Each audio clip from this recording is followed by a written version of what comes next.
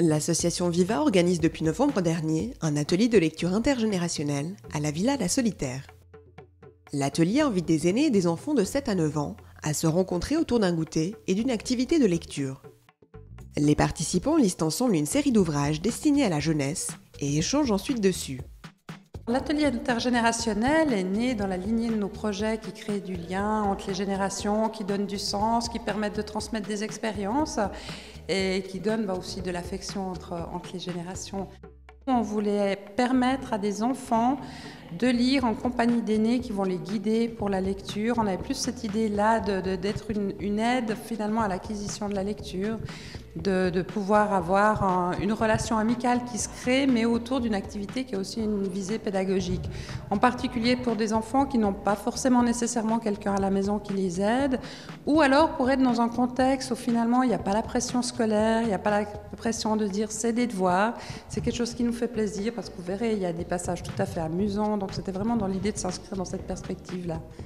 Grâce à cet exercice, les enfants progressent en lecture. Ils sont guidés et rassurés par les aînés dans cet apprentissage. Il y a une jeune fille qui est là, qui était en grande difficulté d'apprentissage de la lecture, qui se sent beaucoup plus en confiance, qui a vraiment, sa maman me décrit qu'elle s'est vraiment mise à lire beaucoup plus depuis qu'elle est ici. Et il y a vraiment ce lien avec la personne âgée, qui est un lien d'amitié. Il y a des enfants de 8-9 ans qui vont vous dire que la personne âgée de 90 ans à côté d'eux, c'est leur copain ou leur copine, quoi. On a fait quand même pas mal d'heures de lecture, ils ne sont pas lassés. Et pourtant, moi je me rappelle quand j'avais leur âge, la lecture c'était pas si facile que ça. J'aimais pas tellement, hein. Par la suite, oui bien sûr, mais à leur âge, j'aimais pas. Puis alors je vois le plaisir qu'ils ont. Alors voilà, c'est formidable. Moi je trouve l'atelier, c'est quelque chose de bien, une bonne création. C'est très bien organisé. C'est formidable, mais moi je ne m'attendais pas à ça. J'ai dit on va faire de la lecture, ça va être un petit peu, j'allais presque dire triste, non, mais j'allais dire un petit peu. Mais non, ça a beaucoup de vie. Et puis ces dames organisent tellement bien. Vous voyez, elles font un goûter. Ensuite, elles savent bien ce qu'il faut faire. Elles disent bien à tel enfant, à toi, toujours avec le sourire. Ces moments d'échange se font dans une ambiance très conviviale. Des liens se créent entre les générations et les aînés sont enthousiasmés par ces rencontres avec la jeunesse qui leur apportent beaucoup.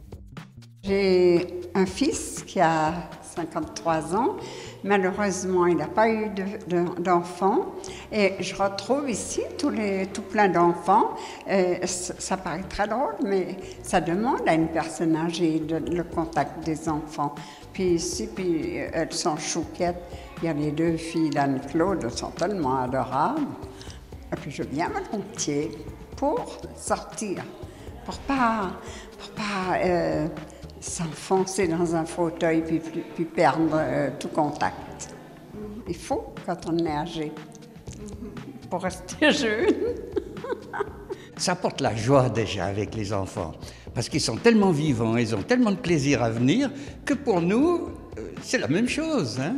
J'ai eu, comme beaucoup de mon âge, beaucoup de problèmes de santé. Et puis c'est quand même grâce au club, et puis grâce aux gens, grâce aux enfants, que la vie est revenue petit à petit. Et je me sens heureuse et bien, et puis heureuse aussi que je sais en quelque chose encore. Ça me fait énormément de bien avec des gens sympas, avec les enfants choux comme tout. On fait la lecture ensemble. Et puis j'ai même fait la semaine dernière une lecture donc aux enfants, un récit que j'ai écrit pour mon petit-fils parce qu'ils ont parlé de la Deuxième Guerre mondiale. Il habite pour l'instant donc à New Delhi. Anne-Claude qui m'a demandé si des fois je ne pouvais pas lire ça aux enfants. Et c'est ça que j'ai fait la semaine dernière. Et puis c'était très bien comme ça. Ils savent un petit peu qu'est-ce que c'est la guerre. Ils connaissent maintenant une vieille dame qui était une fois enfant aussi et qui a subi justement la guerre aussi, hein. Les enfants découvrent ainsi un autre monde, celui de la sagesse et du savoir accumulé. Moi, ça me fait plaisir et je crois que c'est un peu le but, que les jeunes fassent mieux connaissance avec les personnes âgées comme nous. Parce que moi, je me rappelle quand j'étais gamin, les personnes de mon âge disaient « Oh, ça c'est un vieux, hein, c'est bon ». C'était pas inutile, mais disons que c'était la fin de vie et puis tout ça.